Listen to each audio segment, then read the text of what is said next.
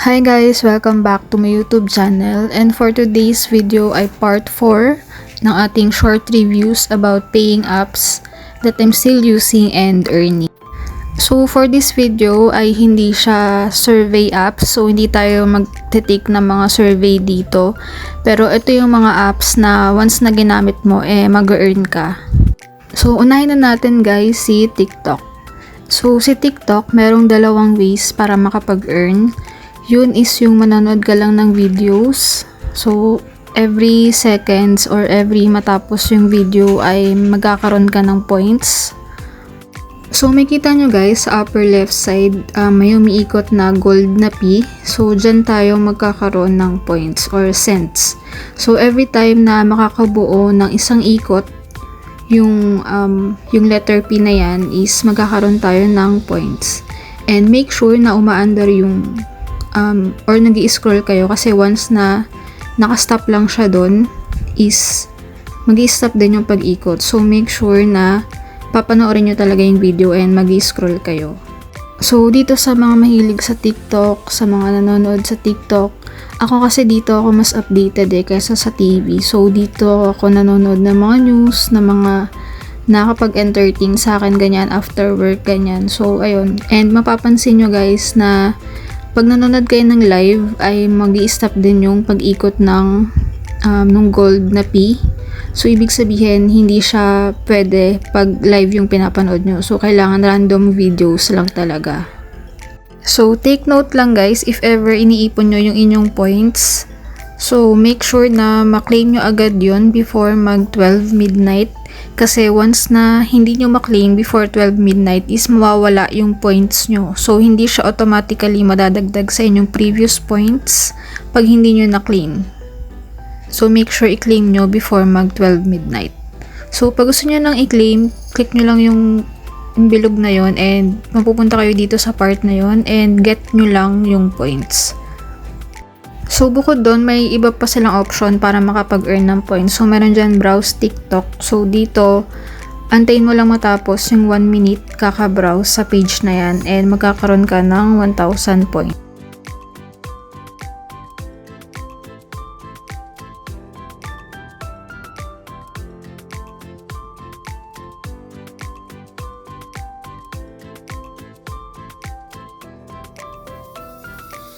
And after nyan, balik ka lang ulit dun sa earning page mo and lalabas na dun automatically yung 1,000 points. So, punta ka lang sa profile mo and click mo yung nasa upper left na gold coin.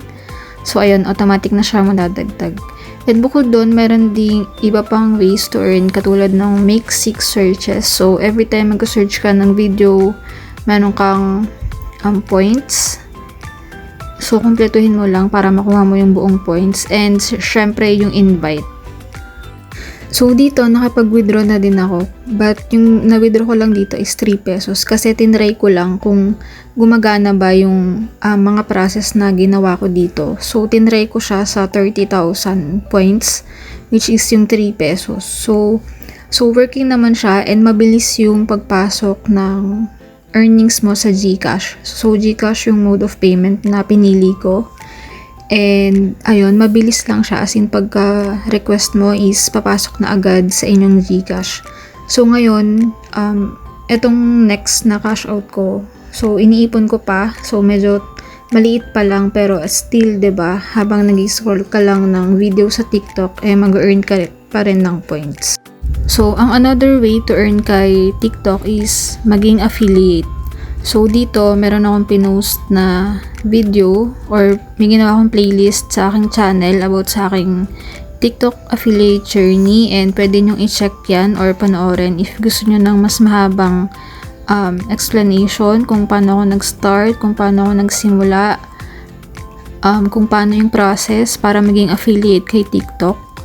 So, medyo mahirap siya sa umpisa, pero once na matutunan mo siya, is malaking bagay siya kasi medyo malaki din yung kita doon kay TikTok affiliate. So, ito yung account ko kay TikTok and dito medyo inactive na ako or hindi na ako masyadong nakapag-post ng mga videos kasi medyo busy na talaga sa work. But thankful ako kasi kahit old videos, is nakakabenta pa rin ako or may bumibili pa rin dun sa yellow basket. So, kahit matagal na, minsan may nagla-like pa rin, may nag-favorites, and yun, minsan may bumibili. So, kahit gaano katagal na yung video mo na yun is, alam mo yun, may bumibili pa rin. So, malaking bagay yun guys, lalo na kapag hindi ka na active. So, dun sa mga nag-start mag-affiliate and gustong mag-affiliate, is ang ma-advise ko lang is post lang kayo ng post ng video. And mas maganda or mas preferred ko yung meron kayong item on hand or may item talaga kayo. Kasi ako, kung makikita nyo sa video ko is wala akong item. Talagang picture lang yung pinapakita ko. So, mas okay kasi kung mapapakita nyo mismo sa video kung gaano kalaki yung item, kung ano yung ma-expect mo dun sa item. So, I think mas maraming bibili kapag ganun yung pinopost mo. Ako kasi, hindi. Pictures lang yung pinopost ko. Pero, kahit na ganun is may bumibili pa rin naman. So, thankful ako sa mga bumibili. Kahit picture lang yung pinopost ko dun sa mga videos ko. So, punta tayo dun sa TikTok shop. So, dito makikita mo lahat ng earnings mo. And matatrack mo kung ano yung mga binibili sa'yo, ano yung mga nabenta sa'yo, kung may nag-cancel ba, magkano yung benta mo, yung views mo sa mga videos mo. So, dito mo makikita. So, dito sa akin, for the last 7 days, wala akong commission kasi nga inactive ako masyado and walang bumili. So, dun sa 1 week na yun is walang bumili sa akin. So, makikita natin sa earnings. So, ang current earnings ko ay 154 pesos. So, yan yung available balance ko. And makita natin sa affiliate orders yung mga item na nabenta sa atin. So, dito mo ma-check kung anong item yung binili, ilang piraso, and kung magkano yung makukuha mong commission. So, makita din natin may ineligible. Ibig sabihin nag-cancel yung customer. Pag awaiting payment, ibig sabihin COD or na-deliver na, tapos nag-aantay na lang tayo ng 7 days kasi once na makarating na sa customer yung item, magbibilang pa ng 1 week before pumasok sa'yo yung commission. So ito guys, yung earnings ko kay TikTok affiliate. So may kita nyo dyan na may ako unang sumahod kay affiliate. So ayan, may kita nyo earnings ko, and every withdrawal is merong 5 pesos and 60 na service fee. So, ayan yung mga transaction ko. So, dito, nagkaroon ng bagong policy in terms of withdrawal. Before kasi, mawi-withdraw mo siya kung kailan mo gusto. But, nung nag-update sila nung nakaraan is meron silang tinatawag na automatic withdrawal kung saan pag naka-earn ka ng 10 pesos, is mawi-withdraw agad yon every Wednesday. So, for example, itong week na to, nakapag-earn ka ng 100 pesos. So, automatic yon. Pagdating ng Wednesday is automatic siyang papasok sa GCash mo or mawi-withdraw siya automatically. So, kailangan ang gawin mo is i-verify mo yung payment mo. So, dito, i-verify mo yung GCash number mo, ganyan. So, para pwede mong maipon. So, hindi siya mag-automatic withdrawal. So, ganun yung gawin nyo if ever mag-affiliate kayo dito sa TikTok. And then, ang next natin guys is si Honeygain. So, dito si Honeygain is hindi din siya survey type para makapag-earn. Ang gagawin mo lang is i-install or i-download itong si Honeygain and patakbuhin lang siya or i-run lang siya, and then after nun is mag-earn na kayo. So, para malaman kung nag-earn kayo kay Honeygain is make sure na makikita nyo siya dun sa taas ng inyong cellphone or yung logo ni Honeygain dun sa taas ng inyong cellphone. So, ibig sabihin, nagra-run siya kahit naka-close yung app. So, ibig sabihin, kahit gumamit kayo ng ibang apps, ng ibang website, kahit anong gawin nyo sa cellphone nyo, kahit hindi nakabukas mismo yung Honeygain na app is, ibig sabihin, nagra-run siya. So, ito currently yung status ng aking account. And, may kita nyo dyan is $20 para maka-cash out. So, parang sa pesos, nasa 900 plus pa yan kasi may service fee din siya once na nag-cash out kayo dito. So, ito yung magiging pang second cash out ko.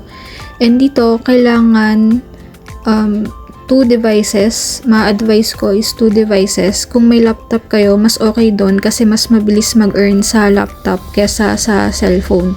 So ako, since nasira nga yung laptop ko, so itong cellphone ko na lang yung nag-iisang nagre-run na Honeygain. So kung meron kayong laptop and cellphone, pwedeng sabay, but nakalagay kasi dito, pwede siyang multiple accounts. But sa akin, pag more than 2 na accounts is nagkakaroon na siya ng error or sinasabi dyan na overused na. So once na may lumalabas na error na overused is hindi magra-run yung inyong Honeygain. So make sure na kahit hindi ganun kadaming accounts at basta nagra-run siya, so mas okay yun, diba? Kaysa naman madaming accounts tas hindi nagra-run. So medyo hassle. So dito guys, kahit wala kayong referrals is mag-earn pa rin kayo. So huwag kayong mag-alala kung wala kayong referral kasi kahit walang referral ay mag-earn kayo as long as maganda yung connection nyo. So everyday meron din siyang lucky pot or parang every 24 hours may lucky pot. So merong windows na lalabas dyan and i-click nyo lang yun, then parang bibigyan kayo ng extra points like 10 points, 15 points, 20, 1 or 2 points, ganyan. Nung nagsisimula pa lang ako dito kay Honeygain is laging 50 points yung binibigay sa akin. 50, 30 points. But nung medyo matagal-tagal na ako kay Honeygain is lumiit na ng lumiit yung points na binibigay sa akin. But okay lang. At least merong extra points dito kay Honeygain. So, ito yung magiging pang second cash out ko once na ma-reach ko yung $20. And ang mode of payment dito is PayPal. So, PayPal lang din yung mode of payment nila. And, may service charge yun. So, kung halimbawa $20 nasa, kasi nung last na payout ko is 900 plus lang yung na-receive ko. Bawas na doon yung service charge. So, para sa akin, okay itong si Honeygain kasi kahit naka-close yung app, as long as nagra-run siya sa background, is okay siya, mag-earn ka kahit paano, kahit maliit, kahit slowly, kahit dahan-dahan yung earnings mo, at least 'di ba, meron, once na ma-complete mo naman is meron kang makukuha. So that's it for today's video guys. So nakapag-share ako ng dalawang paying apps, so si TikTok and si Honeygain, and medyo napahaba-haba yung explanation ko kay TikTok kaya dalawa lang yung na-share ko dito sa video na to. So ibig sabihin magkakaroon tayo ng part 5.